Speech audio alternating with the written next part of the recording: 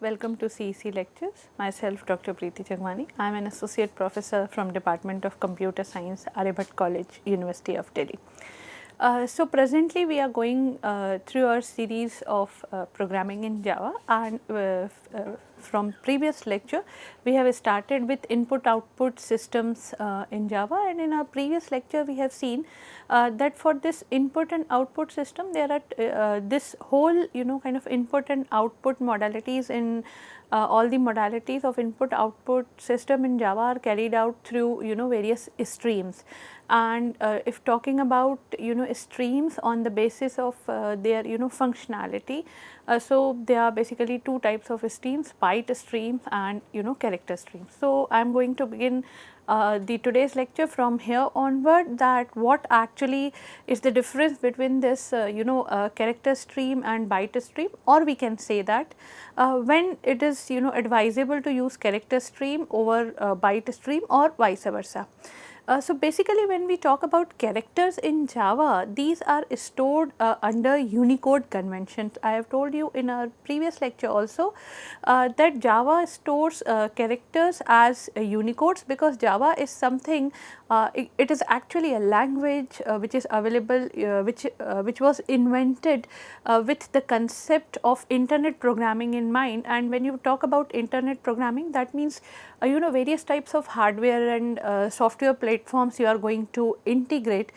So here we cannot follow a specific convention which is compatible with one particular type of hardware, or maybe compatible with another type of software. We have to go kind of in an international way. So Unicode conventions for the characters will be the best way. So this is the this is the reason that why characters are stored as Unicode conventions in Java. And so from here it derives the usage of character stream over byte stream and vice versa. So character stream is going to be useful when we want to process text files, because these text files can be processed character by character. While when we talk about byte stream over the character stream, byte streams, as I told you, that these are byte oriented and they read the whole content byte by byte, and a byte stream is suitable for processing raw data like binary files.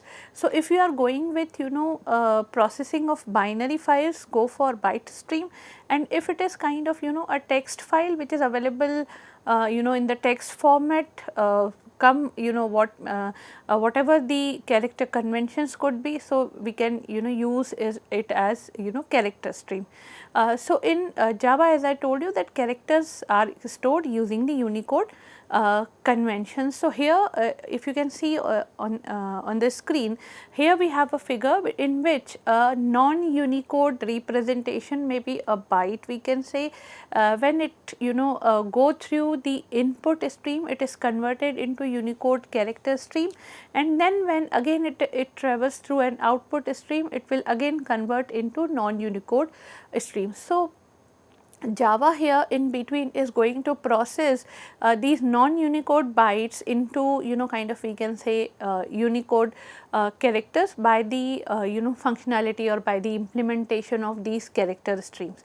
So whenever we have text files, we will go with the character streams, and whenever we are having the files which are in raw text, in raw format, for example binary file I am talking about, we will be going with the byte stream.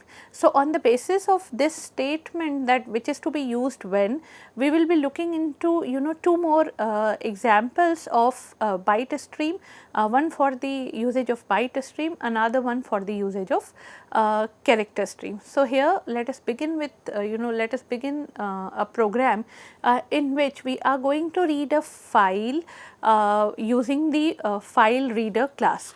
So here we have import java.io.star. As I told you that this is the statement which is going to be compulsory when we are going to deal with input output systems. Then we have our public class in which inside which we are going to write this public static void main, and by it we are going to write throws input output exception.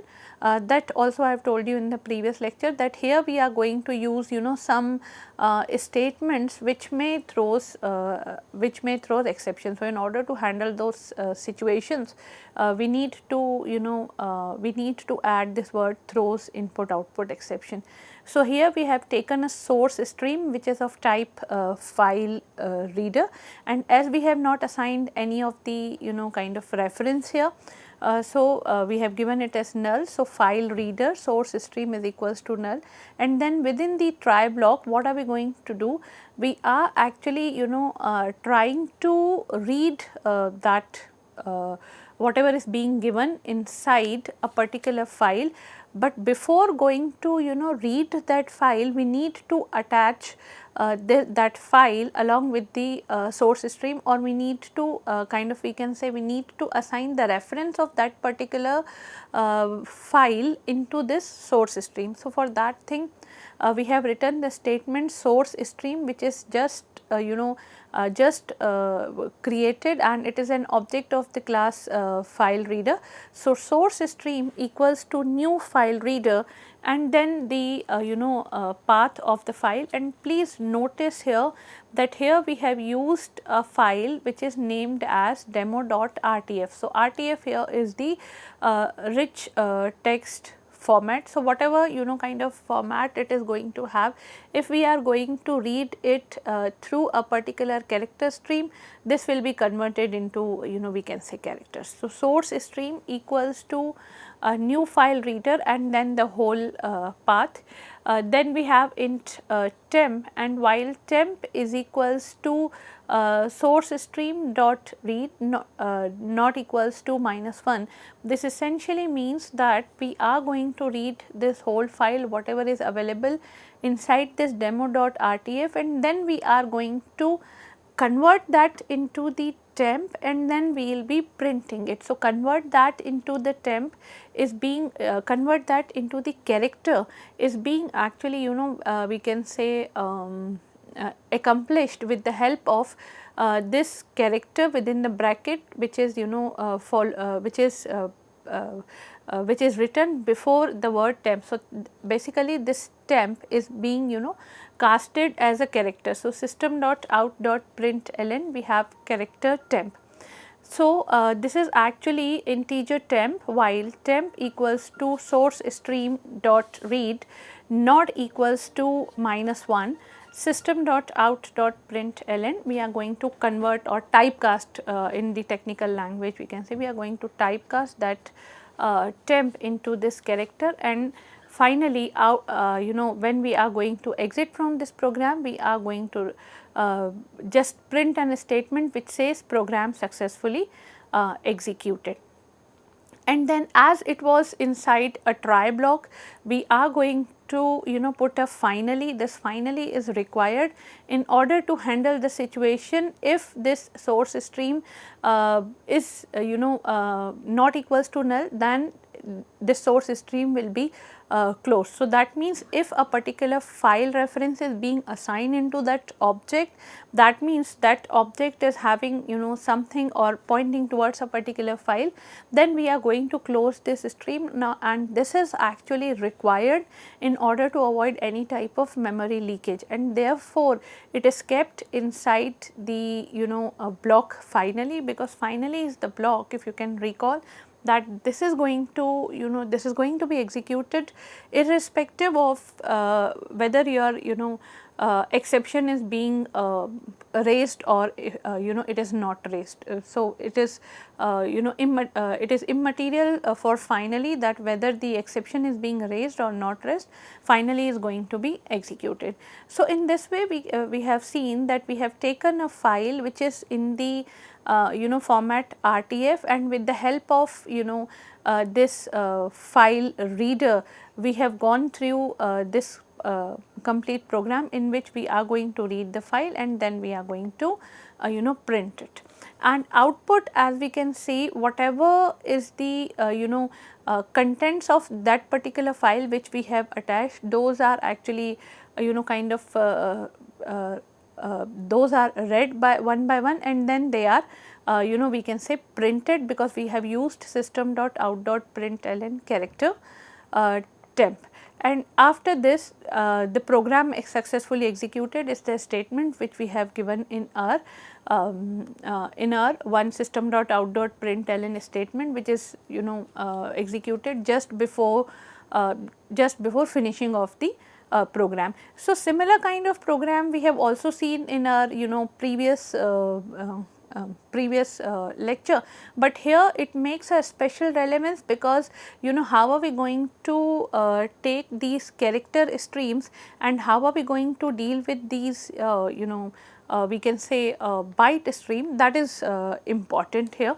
And now coming to the byte stream, as I told you that byte streams process the data byte by byte, which is in the form of chunk of 8 bits. So, here we have classes which are file input stream used to read from the source, and file output stream to read out to write whatever material you are going to kind of read to the destination. So, in order to write to the destination we have file output stream, and in order to read from the source we have file input stream. So, with the help of these two classes we are going to execute our next program, which I am going to take quickly, because similar kind of program we have seen in our previous lectures also. So, import java.io.start, then within the main function initially these two objects which are made through file input stream named as source stream, and for file output stream which is named as target stream are actually being not assigned with anything. So, they have been given the reference to a null pointer, or we can say null simply. Then inside the try block we have given or we have attached this source stream to a file, which is again kind of if you can notice here, this is the similar file which I have used in our previous program which we have just completed, and that was the program of having a demonstration of character stream, but this program is actually here for byte stream. So, it is a rich text format file. So, there we have kind of read the data and then converted or casted the data into character format, and then we have printed that data. Here what we are going to do is we are going to read the data from the source stream. Instead of writing the data or printing the data onto the screen, which we have just done in our previous example, we are going to write that data inside the file which is attached to the target stream. So, basically here with the help of these two kind of file input stream and file output stream, we are actually making a copy of a particular file which is known as which is named here as demo.rtf, and the new file will be named as demo copy.rtf, and it is actually attached to the target stream. And in the similar manner as we did in our previous program, we have written while temp is equals to source stream dot read not equals to -1. That means still the content is available, you are going to store it in the temp, and then target stream dot write. Before converting, before writing this temp, we have converted into the byte in the similar manner as in our previous program we have converted that into the character, and the final kind of closing statement or closing remarks of the program, which we can say program successfully executed. So, the basic difference between these two programs, one is kind of handling the data in the form of bytes, another one is handling the data in the form of characters. And here also, as we have used two particular objects, or we can say two particular references which are storing the pointer to the two different files. So here we have source stream dot close. If it is not null, that means if it is having something, the program has been kind of working. So source stream dot close, and similarly target stream, if it is not equals to null, then target stream dot close also. So kind of cleaning work is basically done, performed inside this finally thing.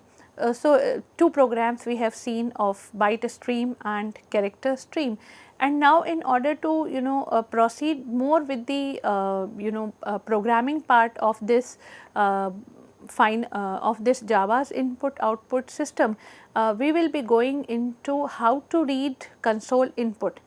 But before going into this, let me make you recall that Java has some predefined stream, and all Java programs automatically import java.lang package. That means we need not to write any import statement regarding this java.lang.star or something of that sort, because all the Java programs are meant in all are actually kind of automatically, we can say they are importing java.lang package. And why this package basically defines a class which is called system, and this system encapsulates several aspects of runtime environment, and the most common which we have used so many times in till this point in program is system.out.println. So, this system contains three predefined stream variables. One is in, another one is out, and the third one is ARR, and these fields are actually declared as public, static and final within the system. So, that means they can be used by any other part of the program and without reference to a specific system object. So, that means in order to use these fields which are in, out and we do not need any kind of reference to an object. Now, with this kind of statements, let us see how to read console input. Now, this is some of you must be wondering that we have gone so advanced here till starting from writing a hello world to reading kind of multi-threading was our previous topic. So, till multi-threading we have not used any program which is based on reading console input. So, console input, while in other languages, if you can see, reading console input is something which is taught in the kind of initial states, but here because of the reason that Java's text input systems are not much of the use, because Java is more meant for the internet programming. So, the way of input in Java is entirely different, that is through interfaces or some other things. So, here this reading console input has kind of, we can say, given a backstage, and therefore, we are going to read through it after so after such a long delay. Now, when we talk about console input reading, so basically in order to obtain a character based stream that is attached to a console, we are going to wrap this system.in in a buffer reader object. How are we going to do that? That we will see. So, that is why I have told you about these three things. One is system.in, then system.out and then system.r. So, here we are going to wrap this system.in in a buffered reader object, and this buffered reader supports a buffered input stream. So, how are we going to kind of read the console input?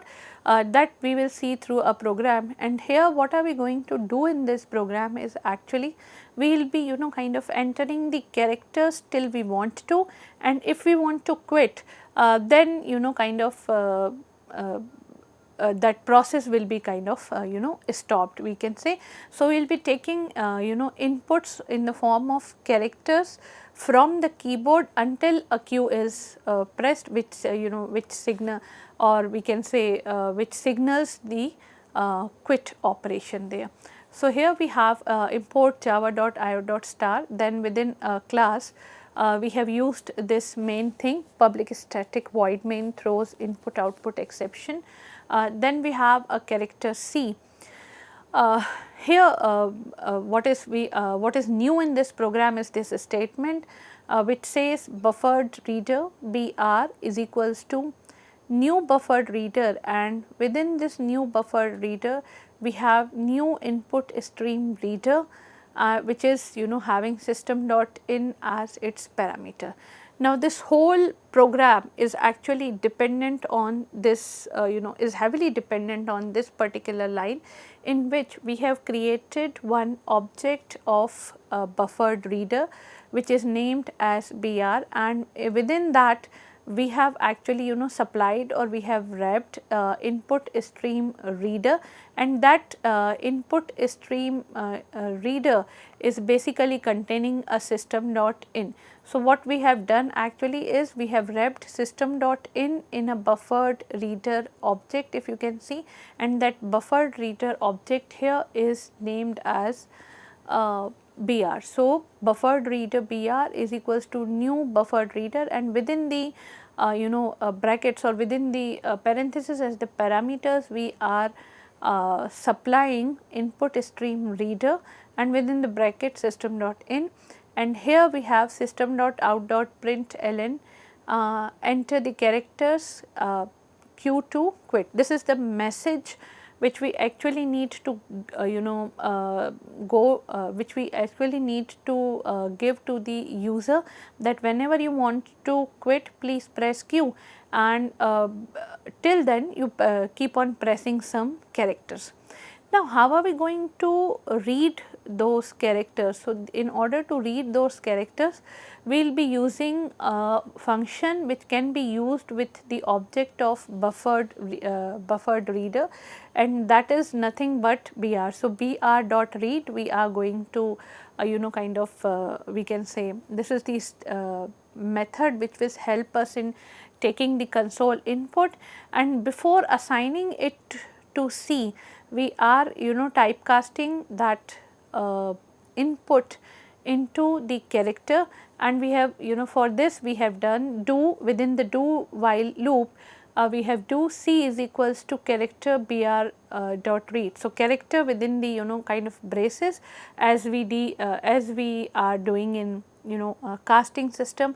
So whatever is taken as input from BR dot read, that is being converted into character, and after being converted into character, it is being kind of stored into this character variable C, and then we are going to print that character variable C. So basically from keyboard or from console, we can say we are reading character by character, and we are printing those character onto the screen, and this process will go on till a Q is being pressed. So that is why this is being taken inside a do while I can say loop. So do this kind of capturing thing while C not equals to Q. So until you have a Q signaled or Q pressed from the keyboard, you need to kind of we can say keep on reading it and keep on printing it. And here is going to be kind of a sample run. This is the the first statement. It is going to give us as enter characters Q to quit, and some characters have been given. So for example 1, 2, 3 A, B, C, and then which are followed by the character Q. So Q signals the kind of a stopping of the process, and these characters are actually we can say being printed on the screen by virtue of the line system.out.println. So as we have used ln, so that means every character on the new line, so the 1 is being entered, then printed, then 2, but the 2 will be printed on the next line, then 3 will be printed on the next line, and so on and so forth until a Q has been pressed. So here in this lecture what we have seen is we have started with the conversation of where to use byte stream and where to use character stream. We have quickly seen two programs, one which is using byte stream, another one which is using character stream, and then after we have seen how to read from the console or how to take input from the from keyboard or console, we can say. So here is the list of references which is being used for the preparation of lecture. I hope you have enjoyed the lecture. I will see you in the next one. Till then, take care. Goodbye.